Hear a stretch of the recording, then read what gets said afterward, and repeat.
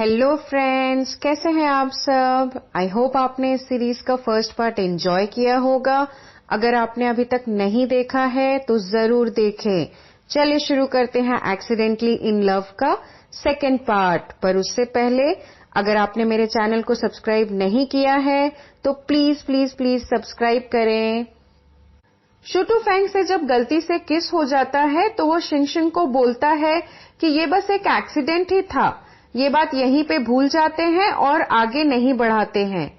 शुटू Fang वहां से जाने लगता है पर शिंगशिंग उसे रोकती है। तो शुटू फैंग कहता है क्या उसे उसका ऑटोग्राफ चाहिए और अपनी एक पिक्चर निकाल के उस पे ऑटोग्राफ देके शिंगशिंग को दे देता है। फिर जाने लगता है। शिंगशिंग उसे फिर से रोकती है तो शुटू फैंग बोलता है अगर फोटो लेनी है साथ में तो आज नहीं हो पाएगा, सॉरी।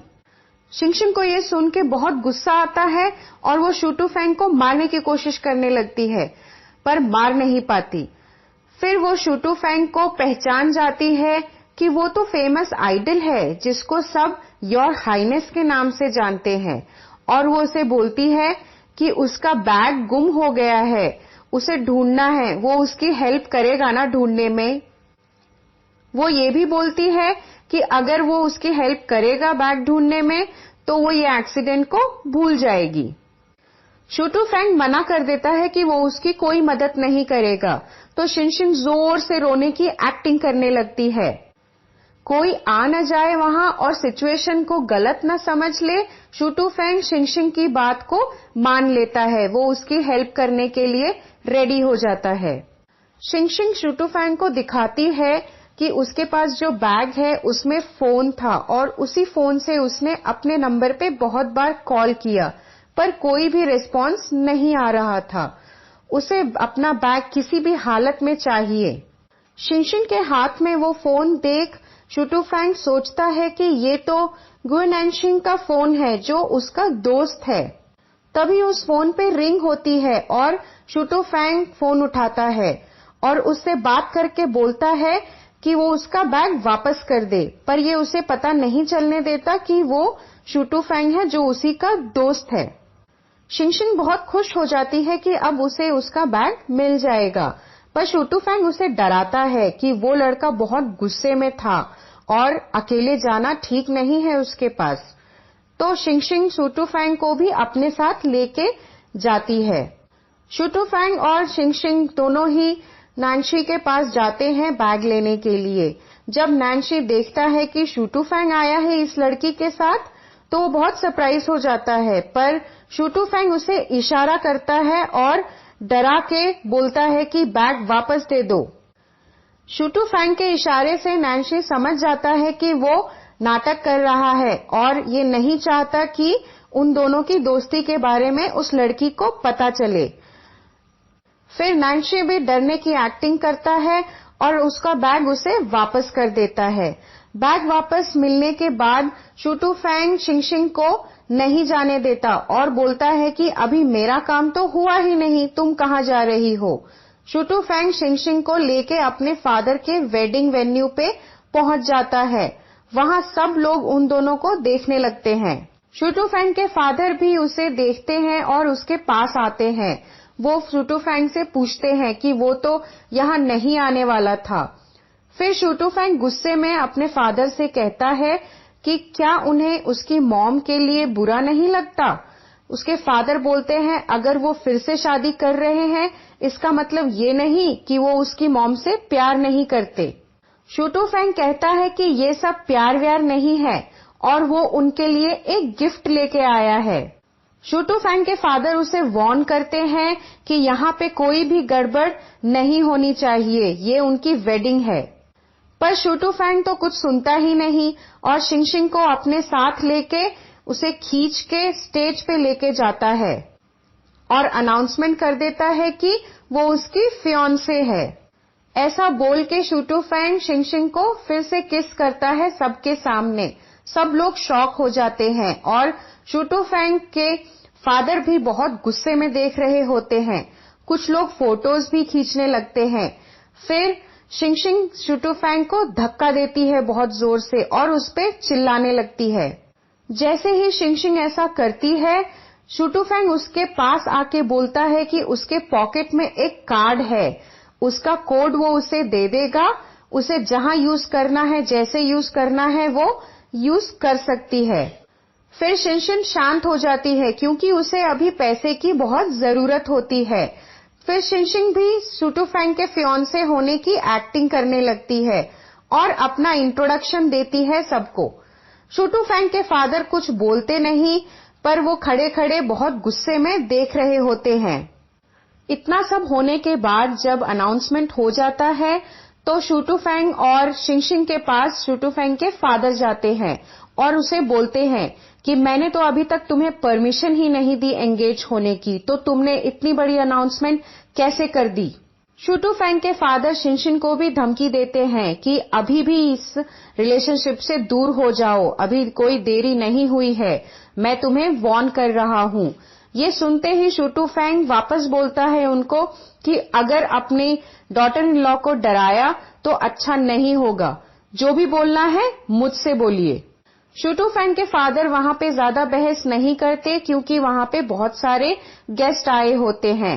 वो शूटूफेंग को बोल के चले जाते हैं, मैं तो तुम्हें घर पे देख लूंगा। पर शूटूफेंग अपने फादर को अकेला नहीं छोड़ता और उनसे जाके फिर से बहस करने लगता है। शिनशिन को बहुत भूख लगी होती है तो वो कुछ खाने के लिए चली जाती है। जब खाना ले रही होती है तो उसके पास एक लड़की आती है। वो लड़की शिन्या होती है जो शूटूफेंग को पसंद करती है और शूटूफेंग से शादी भी करना चाहती है। अपने हाथ में एक ग्लास में वाइन लेके आती है और शिनशिन के ऊपर डाल देती है। शिन्या शिनशिन की बहुत इंसल्ट करती है और उसे एक चेक बुक देती है कि तुम्हें पैसे की जरूरत है तो ये इससे कितने भी पैसे हो ले लेना। जब शिन्या ये सब बोल रही होती है तो शिनशिन उसके ड्रेस को टेबल के कपड़े से बांध देती है। फिर शिनशिन अपने हाथ में माइक लेके अनाउंसमेंट करने लगती है कि शिन्या ने उसे बहुत ही बड़ा मॉनेटरी गिफ्ट दिया है जिसके लिए वो थैंक यू बोलना चाहती है, पर ये वो उसे वापस कर देगी क्योंकि उसे इसकी कोई जरूरत नहीं।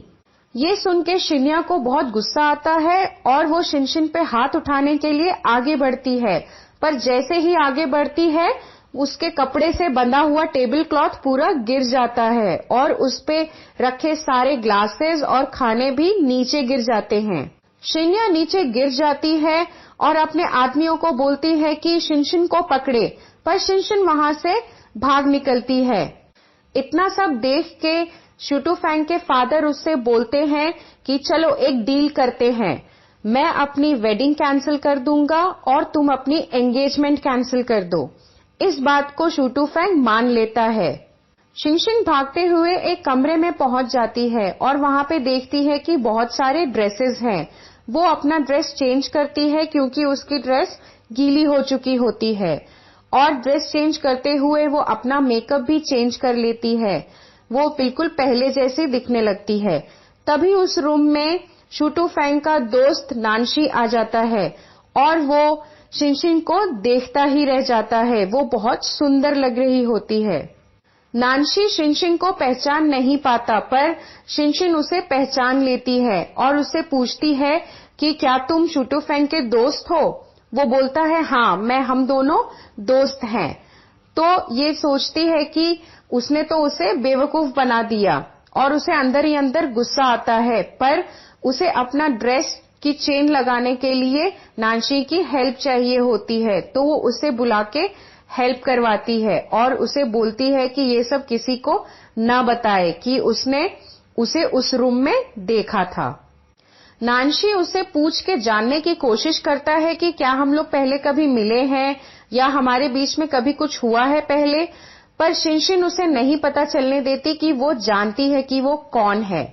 घर पे शूटूफेंग और उसका दोस्त नानशी कुछ गेम्स खेलते हैं, पर हर गेम्स में नानशी ही जीतता रहता है। ये देख के शूटूफेंग चिढ़ जाता है, तो दोनों बैठ के ड्रिंक करने लगते हैं।